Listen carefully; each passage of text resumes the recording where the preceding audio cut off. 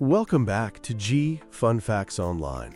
Today we are going to fundamentally rewrite the way you visualize the interior of your own brain. For decades, if you opened up a biology textbook, you would see the cell described essentially as a bag of water, a well-mixed soup, where proteins and molecules float around randomly until they bump into the right receptor or organelle, like a key finding a lock. This model works for simple chemistry, but for a neuron, it presents a massive physics problem.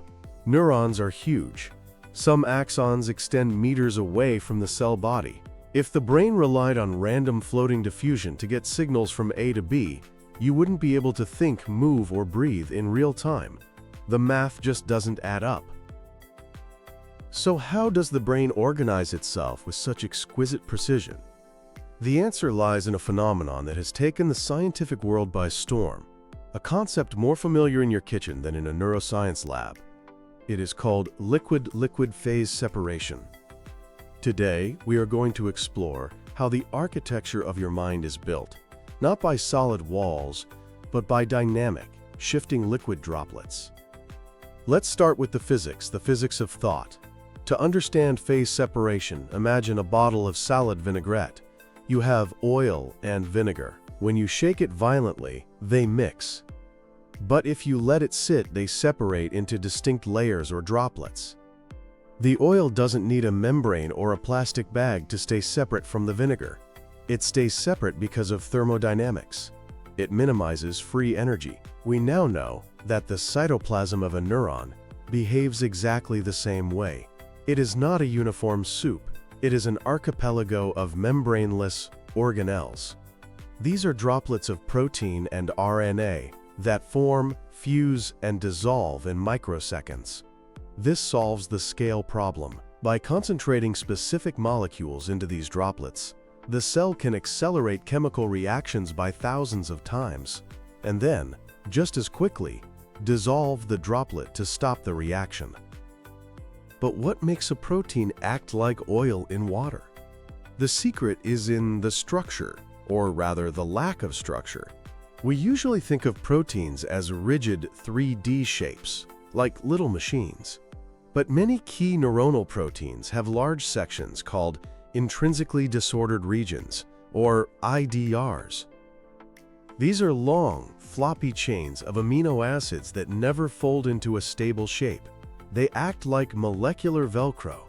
They have multiple weak binding sites. This is called multivalency. When enough of these Velcro-like proteins come together, they spontaneously condense into a liquid droplet, separating from the surrounding water. This is the invisible architect of neuronal identity. Now, let's zoom in to where the action happens, the presynaptic terminal. This is the launchpad where neurons release neurotransmitters. For years, we saw clusters of synaptic vesicles, the little bubbles containing chemical messages, hovering near the release site. We called it the reserve pool. But what held them there? There were no walls. We now know the answer is a protein called synapsin. Synapsin is essentially a biological glue. It has a massive disordered region. In a resting neuron, synapsin phase separates, forming a liquid droplet that engulfs the vesicles. It acts like a liquid cage, keeping the ammunition clustered and ready. But here is the magic. When a neuron fires, calcium rushes in.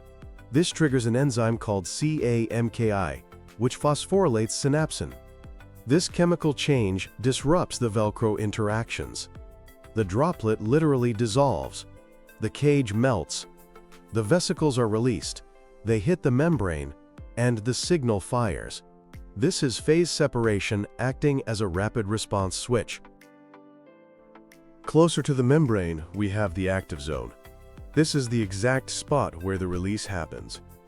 Proteins here, like RIM and RIM-BP, also form condensates. Their job is to grab onto voltage-gated calcium channels.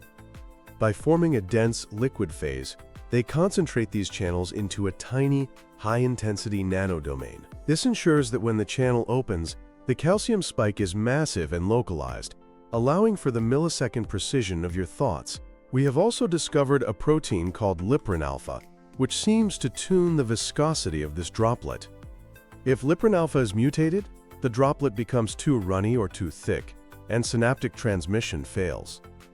Evolution has tuned the viscosity of your brain fluids to optimize processing speed.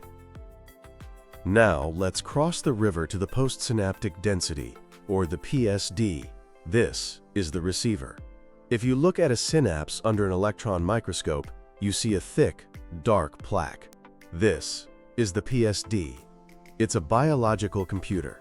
The two main players here are PSD95 and SYN-GAP. In isolation, they are water-soluble. Mix them together, and they instantly drop out of solution into liquid droplets. This PSD condensate is the physical foundation of memory. It explains a paradox. How can a memory last for years when the proteins that make it act only last for days? The answer is the liquid structure. The droplet itself is stable, but the individual molecules inside are constantly entering and leaving, being replaced one by one without destroying the overall structure. It's like a standing wave. We have even found that the PSD has layers, a phase-in-phase architecture.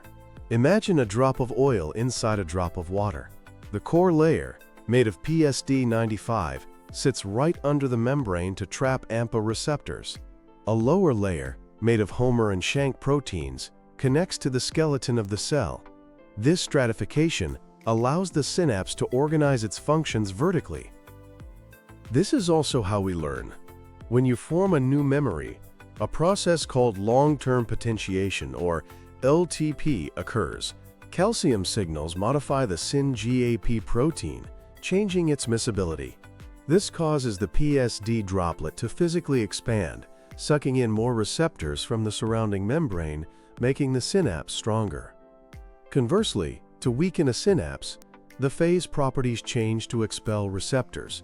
It is a liquid computer computing the strength of your connection. This isn't limited to excitatory synapses. Inhibitory synapses, which use GABA, use a scaffold called gefferin. We used to think gefferin was a rigid lattice. New data shows it also forms a thin liquid sheet. This sheet is usually auto-inhibited, preventing it from forming in the wrong place. It only condenses when it binds to the right receptors, ensuring inhibition is precise. Let's go deeper, into the nucleus. Phase separation is also the librarian of your genome. You have 2 meters of DNA packed into a 10-micron nucleus. To manage this, the cell silences genes it doesn't need by compacting them into heterochromatin. A key player here is MECP2. MECP2 binds to methylated, or silenced, DNA. It has huge disordered regions that cause it to phase separate, pulling the DNA strands together into a tight, liquid condensate. This locks the gene away. This has profound implications for Rett syndrome, a devastating developmental disorder caused by mutations in MECP2. We found that specific mutations prevent MECP2 from phase separating. The result? The heterochromatin doesn't compact. It stays fluffy and disorganized. This leads to transcriptional noise. Genes that should be silent start leaking, confusing the neuron. But the brain also needs to turn genes on rapidly. When you learn, you need to produce BDNF, a growth factor. The BDNF gene is usually buried in a MECP2 condensate. When the neuron is stimulated, MECP2 gets phosphorylated, loses its stickiness, and exits the droplet. The condensate dissolves, the DNA opens up, and transcription begins. It is a phase transition switch for gene expression. Even the mitochondria, the power plants of the cell, use this. Their DNA is organized into nucleoids by a protein called TFAM, which also phase separates.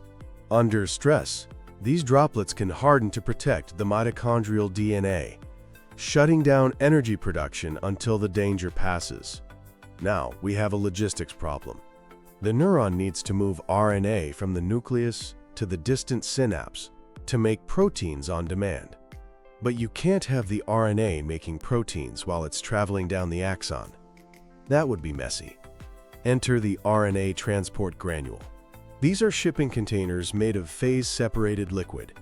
They contain mRNA ribosomes and binding proteins like FMRP. Inside the high-density environment of the granule, translation is chemically blocked. It is a silent state.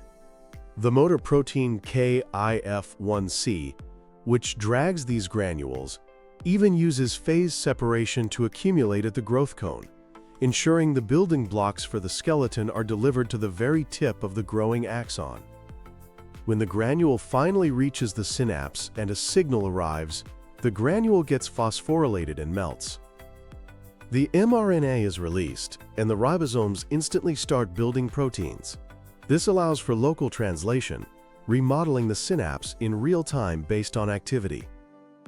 This brings us to the cytoskeleton, the shape of the neuron. The skeleton is made of microtubules and actin. Phase separation helps build this too. The Homer/Schenck condensates we mentioned earlier act as nucleation platforms, concentrating actin monomers to drive the rapid growth of dendritic spines. But perhaps the most critical story here involves tau. Tau is a protein that stabilizes microtubules in the axon.